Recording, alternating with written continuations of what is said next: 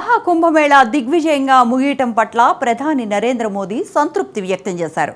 అయితే భక్తులకు ఏమైనా ఇబ్బందులు తలెత్తితే తమను క్షమించాలని కోరారు ఆయన. మహాకుంభమేళాను ఐక్యత కోసం జరిగిన ఓ గొప్ప యజ్ఞంగా ప్రధాని మోదీ అభివర్ణించారు.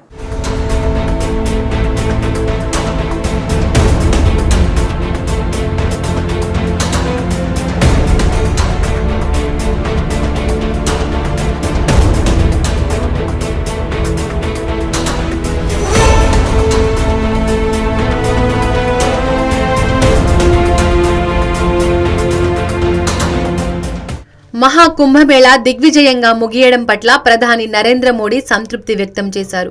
మహాకుంభమేళాను ఐక్యత కోసం జరిగిన మహాయజ్ఞంగా ఆయన పేర్కొన్నారు.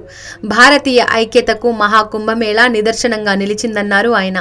త్రివేణి సంగమంలో పవిత్ర స్నానాలు చేయడానికి అంచనాలకు మించి భక్తులు వచ్చారన్నారు ప్రధాని నరేంద్ర మోడీ. అయితే 60 కోట్ల మందికి పైగా వచ్చిన భక్తులకు అవసరమైన ఏర్పాట్లు చేయడం చిన్న విషయం కాదన్నారు ఆయన. ఈ విషయంలో ఉత్తరప్రదేశ్ ప్రభుత్వానికి అలాగే కేంద్ర ప్రభుత్వానికి ఆయన అభినందనలు తెలిపారు.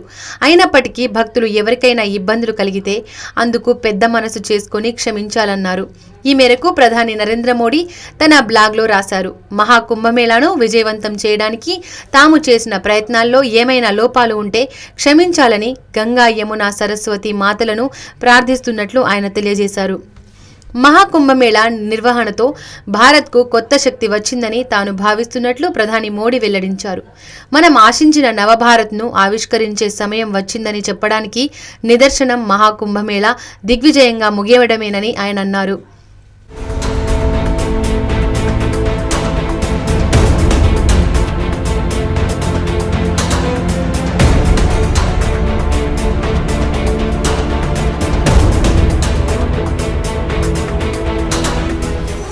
ఈ సందర్భంగా మహాకుంభమేళా విశేషాలను ఆయన వివరించారు. 114 సంవత్సరాలకు గాను ఒకసారి వచ్చే మహాకుంభమేళాకు అనేక ప్రత్యేకతలున్నాయన్నారు. మహాకుంభమేళా ప్రపంచంలోనే అతిపెద్ద ఆధ్యాత్మిక సంబురమన్నారు ప్రధాని నరేంద్ర మోడీ. ఇంత గొప్ప కార్యక్రమాన్ని మరి దేనితోనూ పోల్చలేమని చెప్పారాయన. 60 కోట్ల మందికి పైగా భక్తులు వచ్చిన మహాకుంభమేళాను ఇంత అద్భుతంగా భారతదేశం ఎలా నిర్వహించగలిగిందని ప్రపంచ దేశాలు ఆశ్చర్యపోతున్నాయన్నారు. త్రివేణి సంగమంలో పుణ్యస్నానాలు చేసిన తర్వాత భక్తుల ముఖాల్లో కనిపించిన సంతృప్తిని తాను ఎప్పటికీ మరువలేనని బ్లాగ్లో రాసుకున్నారు ప్రధాని నరేంద్ర మోడీ. చిన్నపిల్లల నుండి పెద్ద వయసు వారి వరకు అనేక వ్యయ ప్రయాసాలను ఓర్చి త్రివేణి సంగమంలో పుణ్యస్నానాలు చేశారని ఆయన వెల్లడించారు. ఇదిలా ఉంటే ప్రయాగ్రాజ్లో ముగిసిన మహాకుంభమేళాను అధ్యయనం చేయడానికి హార్వర్డ్ నుండి ప్రొఫెసర్లు వచ్చారు. మహాకుంభమేళా నిర్వహించిన తీరుపై వారు ఆశ్చర్యపోయారు. ఆ తర్వాత మహాకుంభమేళా నిర్వాహకులపై హార్వర్డ్ ప్రొఫెసర్లు ప్రశంసలు కురిపించారు.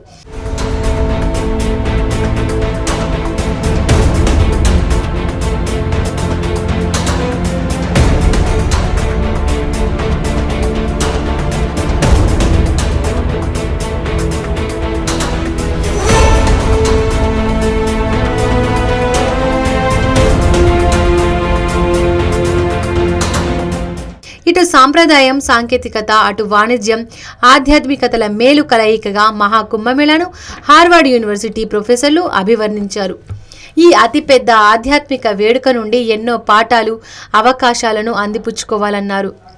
ఈసారి మహాకుంభమేళాకు వివిధ రంగాలకు చెందిన ప్రముఖులు హాజరయ్యారు. పవిత్రమైన త్రివేణి సంగమంలో పుణ్యస్నానాలు ఆచరించారు. మహాకుంభమేళాకు హాజరైన ప్రముఖుల్లో రాష్ట్రపతి ద్రౌపది ముర్ము, ప్రధాని నరేంద్ర మోడీ, కేంద్ర హోంమంత్రి అమిత్ షా, ఉత్తరప్రదేశ్ ముఖ్యమంత్రి యోగి ఆదిత్యనాథ్, మాజీ ఉపరాష్ట్రపతి వెంకయ్యనాయుడు, ఆంధ్రప్రదేశ్ ఉప ముఖ్యమంత్రి పవన్ కళ్యాణ్ సహా పలువురు ఉన్నారు. వీరంతా త్రివేణి సంగమంలో పుణ్యస్నానాలు ఆచరించారు. గంగా నదికి హారతులు ఇచ్చారు.